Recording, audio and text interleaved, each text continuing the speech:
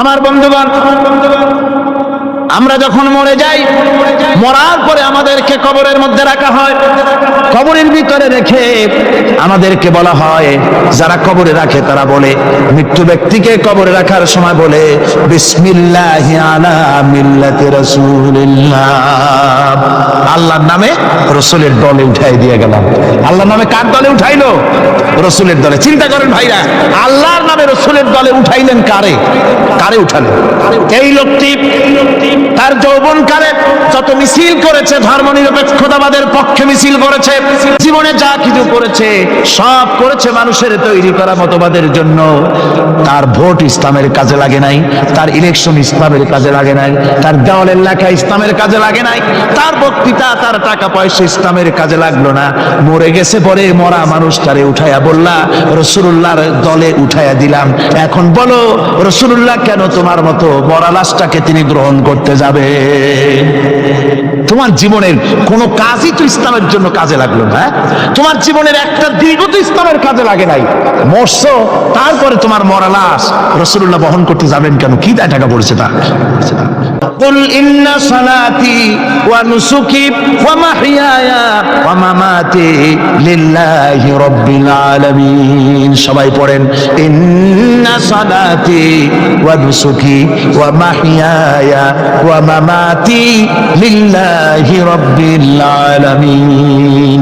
আল্লাহ পাক বলেছেন, বলো আমার নামাজ, আমার হায়াত, আমার কুরবানি, আমার মওত সব আল্লাহর জন্য। কার জন্য? আল্লাহর জন্য।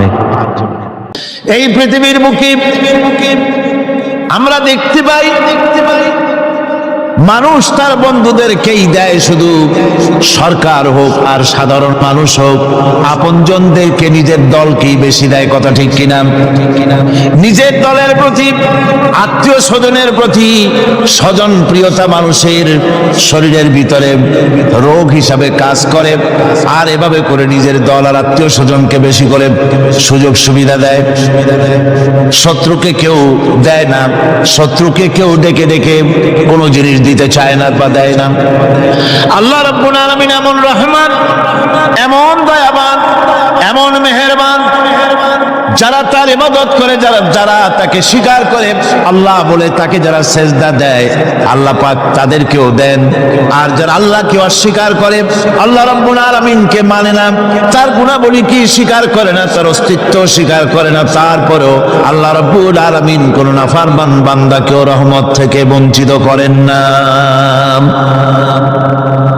সে যেই হোক, বেনামাজি হোক, মুরতাদ হোক, নাস্তিক হোক, তারপরে আল্লাহর অনুগ্রহ থেকে সে বঞ্চিত থাকে না। কথা ঠিক কিনা?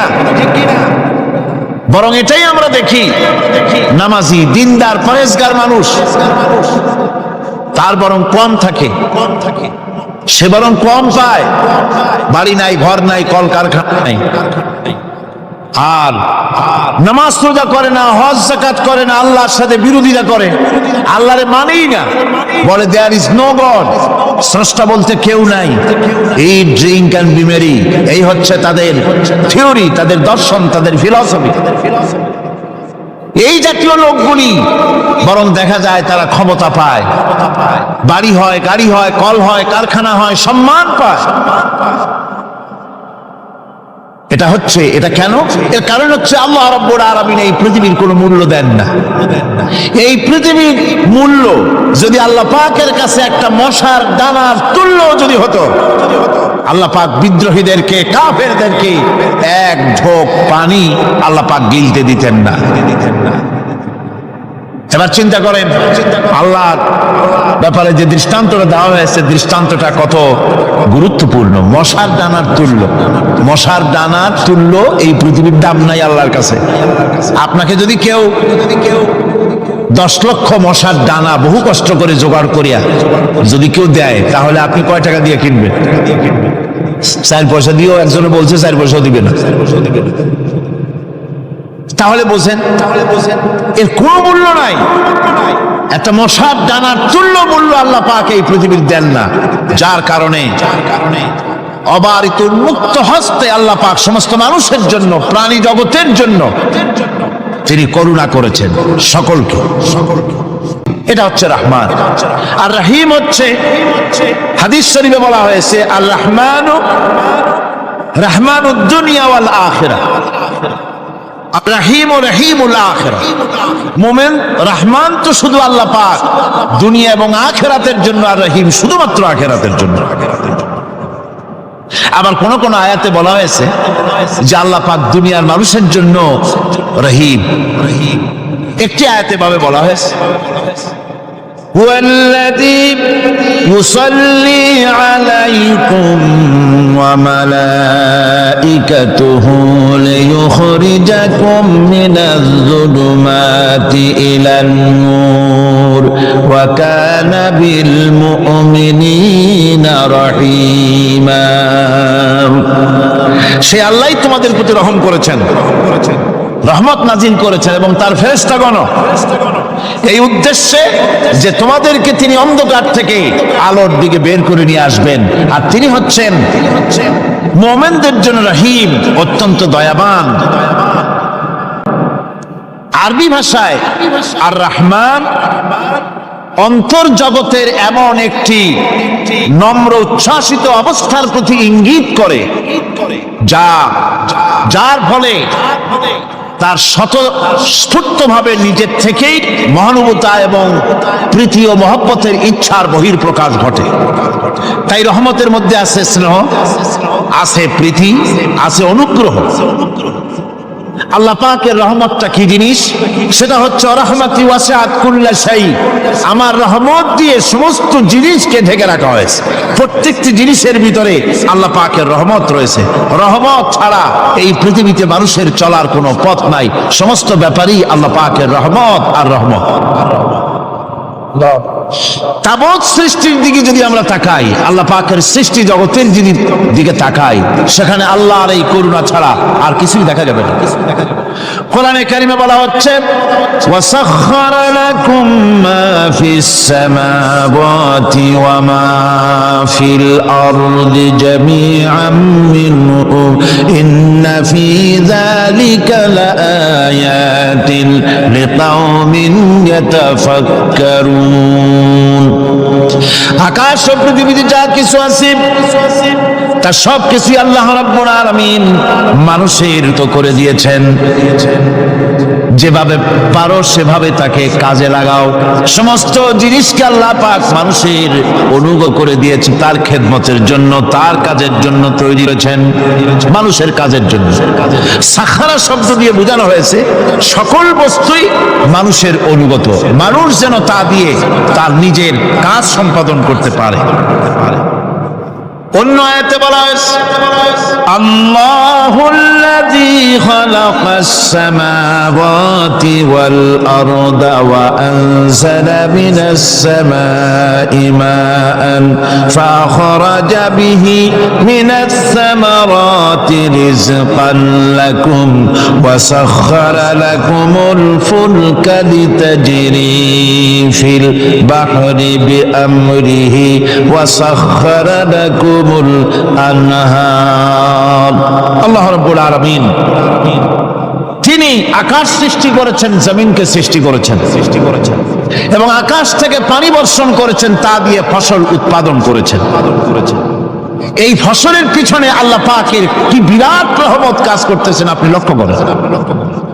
কাদার ভিতরে, কর্দমাক্ত জমিনের ভেতরে আপনি বীজ বপন করেছেন।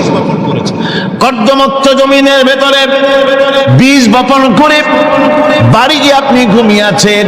আল্লাহ পাকের রহমত, তার কুদরত, ওই বীজ থেকে পাতা উদ্গত করে দিয়েছেন, শিকড় মাটির ভেতরে চলে গিয়েছে, পাতাগুলি নরম, সবে পাতাগুলি গজিয়েছে। সূর্যের তাপে পাতা মুষড়ে পড়ে গিয়েছে বিকেল বেলায়, সারাদিন সূর্যের প্রখর তাপ লেগেছে। মানুষকে খাওয়াবার জন্য আল্লাহ রাব্বুল আলামিনের কি বিরাট রহমত কাজ করতেছে লক্ষ্য করুন। রাতের বেলায় আল্লাহ পাক শিশির বিন্দু নাজিল করে দেন, কণা কণা শিশির বিন্দু ওই মুষড়ে যাওয়া পাতার উপরে পড়ে গিয়ে সারা রাত এভাবে সুন্দর ঠান্ডা বাতাস আর শিশির বিন্দু যত্ন করে করে মুষড়ে যাওয়া পাতাটিকে সকালবেলা পর্যন্ত তরতাজা সজীব আর প্রাণবন্ত করে দেন। এরপরে গাছ বড় হলো, তার ভিতরে রব্বুল আলামিন ধান দিলেন, গম দিলেন, এভাবে করে যত্ন করে তার শুরু থেকে শেষ পর্যন্ত প্রত্যেকটি গাছকে খাদ্য ব্যবস্থাকে আল্লাহ রব্বুল আলামিন নিজ যত্নে নিজ কুদরতে আপন রহমতে সবগুলিকে লালন পালন করে মানুষের হাতে তুলে দিলেন। মানুষকে আল্লাহ পাক সর্বশ্রেষ্ঠ মর্যাদা দান করেছেন, যার কারণে আল্লাহ পাক বলেছেন ওয়ালাকাদ কাররামনা বানি আদম, আদম সন্তানকে আমি সম্মান দিয়েছি, মর্যাদা দিয়েছি। আর সেই মর্যাদা দেওয়ার কারণে যত খাদ্য তার সামনে পেশ করেছি আল্লাহ পাক আপন রহমতে সব খাদ্যগুলিকে প্যাকেট করে বান্দাদের সামনে হাজির করে দিয়েছেন। কোনো খোলা খাবার দেওয়া হয়নি, কারণ মানুষ হচ্ছে আল্লাহ পাকের শ্রেষ্ঠ মেহমান, মর্যাদা সম্পন্ন প্রাণী, মর্যাদা সম্পন্ন মেহমান এই মানুষ। তার সামনে কলা দেওয়া হলো কভার করে, প্যাকেট করে। আনারস বলেন, আম বলেন, কাঁঠাল বলেন, যত রকমের ফল আল্লাহ পাক দান করলেন, বেদানা বলেন, আপেল বলেন, সমস্ত ফলগুলিকে খাবারগুলিকে আল্লাহ পাক প্যাকেট করে করে আপন রহমতে বান্দাদের সামনে হাজির করে দিয়েছেন। তার এত দয়া, তার দয়াই আকাশ থেকে বৃষ্টি হয়, সেই বৃষ্টিতে ফসল ফলে। তার দয়ায়, তার রহমতে তিনি পানি মানুষের আয়ত্তে করে দিয়েছেন। এই পানির উপরে জাহাজ পরিচালনার জন্য আল্লাহ পাক সুযোগ করে দিয়েছেন। জাহাজ পরিচালনা করা হচ্ছে সমুদ্রের ভেতরে মানুষের জন্য। এভাবে করে আল্লাহ পাক সব জিনিসকে তার সুযোগের মধ্যে এনে দিয়েছে। এরপরে আল্লাহ পাক বলছেন ওয়া আতাকুম মিন কুল্লি সালতুমুহু ওয়া ইন তাউদ্দু নি'মাতাল্লাহি লা তুহসুহা ইন্নাল ইনসানা লাযালুমুন কাফফার। আল্লাহ পাক বলেন তোমাদের প্রতি আল্লাহ পাকের দয়া, তার রহমত, তার করুণা এত বেশি, তোমাদের সকল চাহিদা তিনি পূরণ করেছেন, কোনো চাহিদা বাকি রাখেন নাই। আমাদের চাওয়ার আগে আমাদের যা কিছু প্রয়োজন আল্লাহ রাব্বুল আলামিন সব সাপ্লাই করেছেন। যেরকম সুবহানাল্লাহ। ওই আল্লাহ পাক বলেন ওয়া ইন তাউদ্দু নি'মাতাল্লাহি লা তুহসুহা। বান্দারে আমার নিয়ামত যদি গণনা করো, গুনতে গুনে গুনে গুনে আমার নিয়ামতকে গুনে শেষ করতে পারবা না। এত অসংখ্য নিয়ামত ছড়িয়ে ছিটিয়ে রেখেছি বিশ্ব জুড়ে, সর্বত্র সব জায়গায় আমার করুণার ছোঁয়া তোমার চোখের সামনে পড়বে। আল্লাযী জাআলা লাকুমুল আরদা মাহদা ওয়া জাআলা লাকুম ফীহা সুবুলান লাআল্লাকুম তাহতাদুন। আল্লাহ পাক যিনি জমিনকে, এই পৃথিবীকে তোমাদের জন্য বিছানার মতো বিছায় দিয়েছেন, আর বিচারণের জন্য সমতল পথ তৈরি করে দিয়েছেন। এই পৃথিবীটা তোমার জন্য কি সুন্দর করে আল্লাহ পাক একটা গালিচার মতো করে বিছায় দিয়েছেন, সবুজ ঘাস তাতে রয়েছে। এই পৃথিবীর মাটি আল্লাহ পাক মানুষের জন্য কি সুন্দর ঘাটিতে পরিণত করে দিয়েছেন। এই মাটি আল্লাহর রহমতটা দেখুন, একদিকে মাটি নরম, আবার এমন নরম নয় যে 10 তলা 20 তলা 50 তলা বিল্ডিং করলে পরে এর ভারের চোটে ভিতরে ঢুকে যাবে, এরকম নরম নয়। যেখানে যতটুকু প্রয়োজন ফসল ফলাবার জন্য বৃষ্টি দিয়ে মাটি নরম করে ফসল ফলাবার ব্যবস্থা করা হয়। আবার বিল্ডিং তৈরি করার জন্য মাটি যেমন শক্ত হওয়া দরকার তেমন শক্ত আল্লাহ পাক করে দিয়েছেন। এখন তো 130, 35, 40 তলা পর্যন্ত, তারও বেশি তলা বিল্ডিং তৈরি হচ্ছে। এই পৃথিবী যেন আমাদের নিয়ে নড়াচড়া করতে না পারে সেজন্য আল্লাহ পাক পাহাড় সৃষ্টি করেছেন। আল্লাহ কোন জিনিস খেলতামাশার জন্য তৈরি করেন নাই।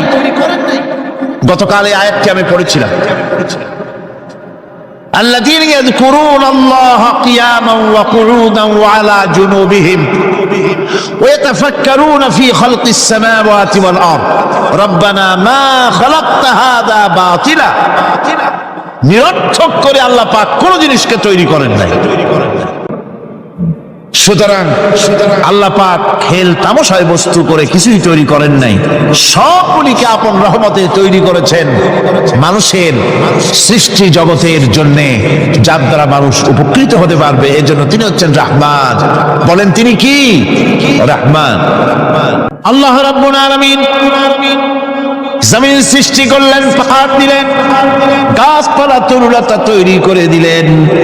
এরপরে আল্লাহ পাক বলছেন, তাকিয়ে দেখো সমুদ্রের দিকে, ওয়া হুয়াল্লাযী সাখারাল বাহরা লিতাকুলু মিনহু লাহমান তারিয়ান ওয়া তাস্তাখরু মিনহু হিলিয়াতান তালবাসুনাহা।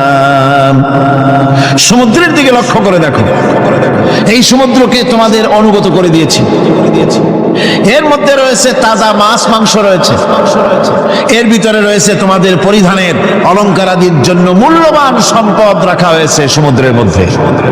বিজ্ঞানীরা বলেছেন পৃথিবীর উপরিভাগে যা আছে মাটির তলায় তার থেকে অনেক বেশি বেশি মূল্যবান জিনিস আছে। আছে না মাটির তলায় মূল্যবান জিনিস? কি আছে? কি আছে? কি আছে? কি আছে? খনিজ দ্রব্য আছে, সোনা আছে, লোহা আছে, তেল আছে। তেল যে শুধু সৌদি আরবে, কুয়েতে আর কাতারে, বাংলাদেশে তেল নাই এটা ঠিক না। আমাদের দেশে তেল আছে। আল্লাহ তেল আমাদের দেশে দিয়েছেন, তবে অতটা না হলেও কিছুটা তো দিয়েছেন। আমাদের দেশে চা আছে, পাট আছে, আমার দেশেও তেল আছে। মাঝে মধ্যে তেলের কুয়া সিলেটের হরিপুর থেকে, বাখরাবাদ থেকে, ভোলা থেকে, বিভিন্ন জায়গা থেকে তেলের কুয়া বের করে দেখানো হয়। তেল আছে। যারা ক্ষমতাসীন, যারা সরকার, যারা দেশ চালাও, যদি আমারে সেজদা দাও, যদি নামাজি হও, কোরআনের সাথে বিরোধিতা যদি না করো, যদি কোরআন সুন্নাহর শাসন প্রতিষ্ঠা করো, এ ধরনের অসংখ্য তেল বের করে দেব। কিন্তু কিন্তু বারবার উমরা করে, হাতে তসবিহ ধারণ করে, মাথায় পট্টি বেঁধে যদি ইসলামের সাথে নাফরমানি করা হয়, তোমাদের তেল আল্লাহ পাক বের করে ছাড়বেন। আল্লাহ পাক বাহানা পছন্দ করেন না। এই জমিনে ফসল আছে, অসংখ্য ফসল আল্লাহ পাক দিয়েছেন, অসংখ্য খনিজ পদার্থ আল্লাহ পাক দান করেছেন। সেই খনিজ পদার্থগুলি আল্লাহ পাক, খনিজ দ্রব্যগুলি আল্লাহ পাক দিবেন মুমিনদের হাতে। কাদের হাতে দিবেন? আল্লাহ পাক বলেছেন, ওয়ালাউ আন্না আহলাল কুরা আমানু ওয়াত্তাকাউ লাফাতাহনা আলাইহিম বারাকাতিন মিনাস সামাই ওয়াল আরদ। দেশের লোকেরা, জনপদের লোকেরা যদি আমার উপর ঈমান আনে আর আমাকে ভয় করার নীতি যদি অবলম্বন করে চলে, তাহলে ওই দেশের মানুষের জন্য আকাশ আর জমিনের সব বরকতের দরজা আমি আল্লাহ খুলে দেব। নিয়ামতের অভাব নাই, যথেষ্ট নিয়ামত আল্লাহ পাকের আছে। এখন দেখুন আল্লাহ রাব্বুল আলামিন তার রহমতের নমুনা প্রাণী জগতের দিকে লক্ষ্য করে দেখেন। আল্লাহ রাব্বুল আলামিন সমস্ত প্রাণী জগৎ, দুনিয়ায় মানুষ বাদে যত প্রাণী আছে সমস্ত প্রাণীর দিকে তাকান। মানুষের কথা তো গতকাল বলেছি। সমস্ত প্রাণীগুলিকে আল্লাহ রাব্বুল আলামিন তাদের সাথে তাদের সমস্ত জিনিস দিয়ে দিয়েছেন। এর মধ্যে কোনোটাকে আল্লাহ পাক বোঝা বহন করার জন্য কোন প্রাণীকে তৈরি করেছেন, আবার মানুষের জন্য জিহাদের জন্য যুদ্ধ করার জন্য কোন প্রাণী তৈরি করেছেন, চাষাবাদ করার জন্য প্রাণী তৈরি করে দিয়েছেন। কোরআন বলছে ওয়াল-আনআমা খালাকাহা লাকুম ফিহা দিফকুন ওয়া মানাফিউ ওয়া মিনহা তাআকুলুন। তিনি বিভিন্ন ধরনের জীব পয়দা করেছেন, যার থেকে তোমাদের শীতের পোশাক এবং অন্যান্য কল্যাণকর কাজ যেন তোমরা করতে পারো, সেজন্য পশুর গায়ে যে পশম দেওয়া হয়েছে এতে পশুরও কাজ হয়। আবার এই পশমগুলি গ্রীষ্মকালে কেটে নিয়ে তাই দিয়ে মানুষের শীতবস্ত্র তৈরি করা হচ্ছে। আপনার গায়ের, আপনার গলার মাফলার, আপনার সোয়েটার, আপনার চাদর, আপনার কম্বল, এগুলি আল্লাহ পাক তৈরি করার জন্য দুনিয়ার যত প্রাণী তৈরি করেছেন, প্রাণীগুলির গায়ে, চতুষ্পদ জন্তুর গায়ে পশম দিয়ে সেগুলি দিয়ে এগুলি তৈরি করার ব্যবস্থা করেছে। আবার আল্লাহ রাব্বুল আলামিন বলেন ওয়ালাকুম ফিহা জামালুন হিনা তুরিহুনা ওয়া হিনা তাসরাহুন। যখন সেগুলি মাঠে সকাল বেলায় চড়তে নামে, আবার বিকেল বেলায় যখন পালবদ্ধ হয়ে বিকেল বেলায় যখন ঘরে ফেরে, তখন দেখার এক সৌন্দর্য এমন হয় যা সত্যি উপভোগ্য। লক্ষ্য করে দেখবেন, এগুলি শহরে কম দেখা যায়, গ্রাম্য অঞ্চলে মাঝে মধ্যে যাবেন, গ্রামের লোকই আপনারা অধিকাংশ এখানে আছেন, আপনারা দেখবেন সকাল বেলায় যখন পালে পালে গরু, ছাগল, মহিষ ইত্যাদি যেতে থাকে, সকাল বেলায় সূর্য যখন উঠে সেই সময় যখন এগুলি যেতে থাকে, তখন তার দেখার একটা দৃশ্য দারুণ লাগে। আবার যখন সন্ধ্যা বেলায় গোধূলি লগ্নে যখন সূর্য লাল হয়ে পশ্চিম দিগন্তে অস্তমিত হতে যায়, তখন শত শত গরু, ভেড়া, ছাগল পাল ধরে মাঠের মধ্য দিয়ে যখন বাড়ির দিকে রওনা করে, আল্লাহ পাক বলেন এই দৃশ্য অত্যন্ত উপভোগ্য। যারা সত্যি এগুলি দেখে, উপভোগ করে, তারা বুঝতে পারে যে আল্লাহ পাকের নিয়ামত সব দিকেই আল্লাহ পাক এভাবে ছড়িয়ে রেখেছে। এভাবে করে ওয়াতাহমিলু আসফালাকুম ইলা বালাদিন লাম তাকুনু বালিগিহিম ইল্লা বিশাক্কিল আনফুস। আল্লাহ পাক বলেন এভাবে করে আমি জন্তু, জীব তৈরি করেছি যারা তোমাদের বোঝাগুলি এক শহর থেকে আর এক শহরে, এক গ্রাম থেকে আর এক গ্রামে বোঝাগুলি বহন করে নিয়ে যায়। এভাবে আমি যদি চতুষ্পদ জন্তু তৈরি না করতাম, তোমরা নিজেরা ঘাড়ে করে, পিঠে করে এ বোঝাগুলি বহন করা বড়ই কষ্টসাধ্য হয়ে যেত। উটের পিঠে করে, গাধার পিঠে করে, গরু গাড়ি বানায়া, হাতির পিঠে করে, কত বিরাট বিরাট বোঝা, টনকে টন বোঝা এভাবে পশু দিয়ে টেনে নেওয়া হয়। আল্লাহ পাক বলছেন এগুলি আমার রহমত। এরপরে এই পশুর ভিতরে হালাল গোশত তৈরি করে তোমার খাবারের ব্যবস্থা করেছি। ওয়া ইন্না লাকুম ফিল আনআমি লাইবরা নুসকিকুম মিম্মা ফি বুতুনিহি মিন বাইনি ফারসিন ওয়া দামিন লাবানান খালিসান সাইগান লিশশারিবিন। তোমাদের চতুষ্পদ জন্তুর মধ্যে দেখবে বুদ্ধিমান, দূরদৃষ্টি সম্পর্ক লোক যারা, তাদের জন্য আমি এর মধ্যে নিদর্শন রেখেছি। তোমাদের দুগ্ধবতী গাভীগুলি, যার দ্বারা তোমরা দুধ পাও, এগুলি জমিনের ঘাস খেলো, খড় খেলো, আর এর দ্বারা রক্ত তৈরি হলো, পায়খানা তৈরি হলো, পেশাব তৈরি হলো। পাশাপাশি রাস্তা দিয়ে পরিষ্কার সুস্বাদু দুধ আমি আল্লাহ রব্বুল আলামিন তোমাদের জন্য দান করেছি। এত নিয়ামত আল্লাহ পাক দিলেন, আল্লাহ পাকের বিনিময় কিছুই চান নাই। কিছু চাইছেন নাকি? এই জন্য আল্লাহ রাব্বুল আলামিনের নবী বলেছেন, আল্লাহর সৃষ্টি জগতের উপরে, তার সৃষ্টি নৈপুণ্যতার উপরে কেউ যদি গবেষণা করে, চিন্তা করে একটা ঘন্টা, আল্লাহ পাক তার আমলনামায় 60 বছরের নফল ইবাদতের সওয়াব লিখে দিবেন। কি সোজা কথা! চিন্তা করতে হবে, গবেষণা করতে হবে আল্লাহ পাক কি নিয়ামত দিয়েছে। ওয়ামা বিকুম মিন নি'মাতিন ফামিনাল্লাহ, যত নিয়ামত আমরা পেয়েছি সব কার কাছ থেকে? জোরে সোরে চিল্লা এখন, কার কাছ থেকে? সমস্ত নিয়ামত এসেছে আল্লাহ পাকের কাছে। আল্লাহ রাব্বুল আলামিন বলেন তিনি হচ্ছেন রহমান। ওয়াল্লাহু জাআলা লাকুম মিন বুয়ুতিকুম সাকানান ওয়া জাআলা লাকুম মিন জুলুদিল আনআমি বুয়ুতান।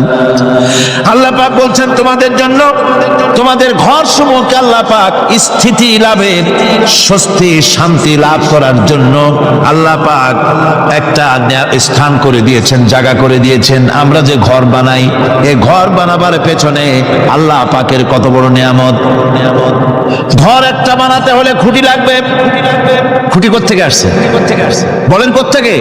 গাছের থেকে খুঁটি পেয়েছেন। কিসের থেকে পেয়েছেন? গাছ কা। শুধু খুঁটিতে ঘর হবে না, এরপরে খুঁটি হয়ে গেল, চাল লাগবে। চাল দেবেন কি দিয়ে? খড় দিয়া দেন, টিন দিয়া দেন, টালি দিয়া দেন, যা দিয়া দিবেন সেটা হচ্ছে কার? জোরে কন।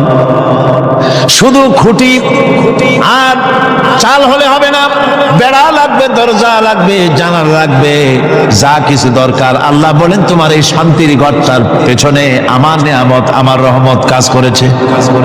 আবার শীত প্রধান দেশে যেখানে বিল্ডিং এও কাজ হবে না, যেখানে ঘর বানাতে হলে কাঠখড়ির ঘর দিয়েও কাজ হবে না, এত প্রচন্ড শীত, সেইখানে আল্লাহ পাক পশুর চামড়া দিয়া ঘর বানাবার জন্য মানুষের মাথায় আল্লাহ পাক বুদ্ধি দান করে দিয়েছেন।